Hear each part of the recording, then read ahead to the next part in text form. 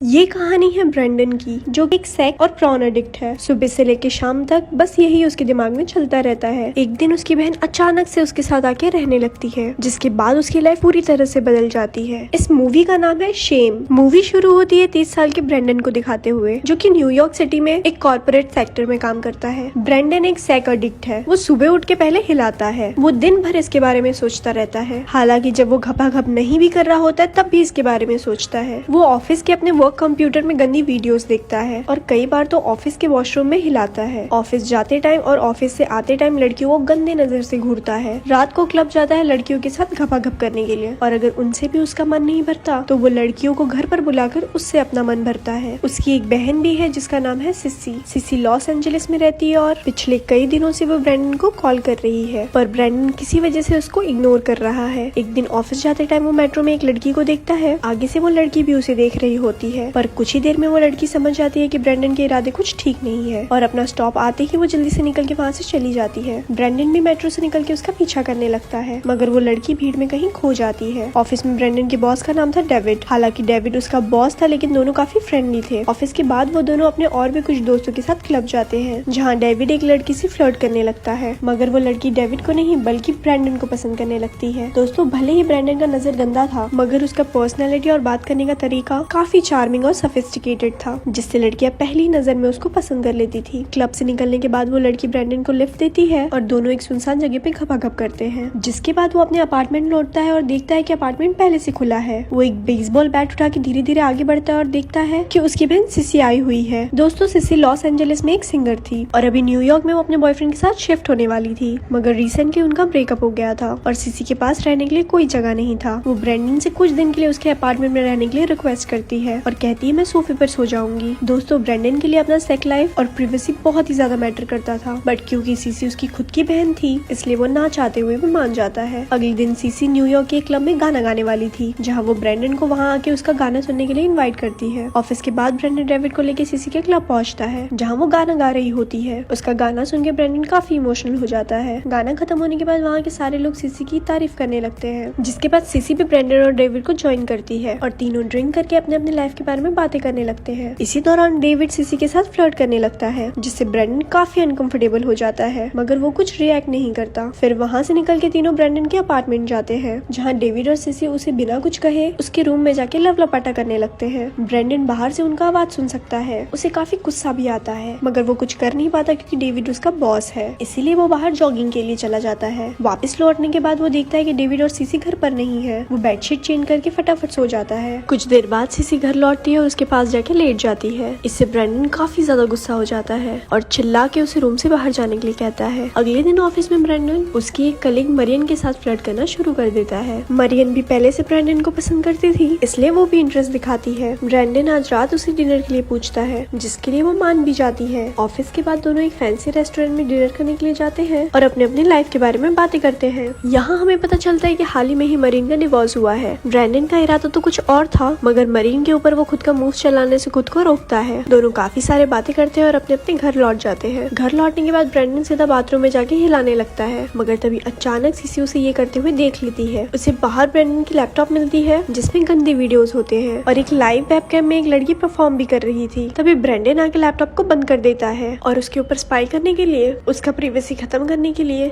जो मन में आया उसे सुनाने लगता है। सीसी उसे माफी भी मांगती है, मगर ब्रेंडन उसके ऊपर काफी चिल्लाता है, जिससे अपसेट होकर सीसी अपार्टमेंट से बाहर निकल जाती है। इसके बाद ब्रेंडन अपने लैपटॉप के साथ साथ सारे सीडीज, मैगजीन और सेक्स टॉय को एक थैली में भर के डस्टबिन में फेंक देता है। अगले दिन ऑफिस में जाके ब्रेंडन सीधा मरियम से मिलता है और उसको किस करता है। फिर दोनों एक बढ़िया होटल रूम में जाते हैं, जहाँ ब्रेंडन मरियम से छुप के पाउडर लेता है, जिसके बाद दोनों बिस्तर गर्म करने लगते हैं, मगर ज्यादा पाउडर लेने के कारण ब्रेंडन उसे पूरी तरह से सेटिस्फाई नहीं कर पाता, जिससे वो डिसअपॉइंट होकर वहाँ से चली जाती है। पाउडर का असर खत्म होने के बाद ब्रेंडन वहाँ एक लड़की को बुलाता है और अपने आप को सेटिस्फाई करता है। फिर वो घर आके कार्टून देख रहा होता है, तब सीसी बाहर से आती है। वो डेविड को कॉल करने की कोशिश कर रही थी। ब्रेंडन उसे कहता है तुम डेविड से दूर रहो क्योंकि वो मेरा बॉस है और उसका एक फैमिली भी है। सीसी उससे माफी मांगती है मगर ब्रेंडन और भी ज्यादा चिढ़ जाता है। वो कहता है मुझे नहीं पता तुम कहाँ जाओगी लेकिन तुम कल ही इस घर को छोड़ के यहाँ से चली जाओगी। सीसी कहती है तुम मेरे भाई हो, हम फैमिली है,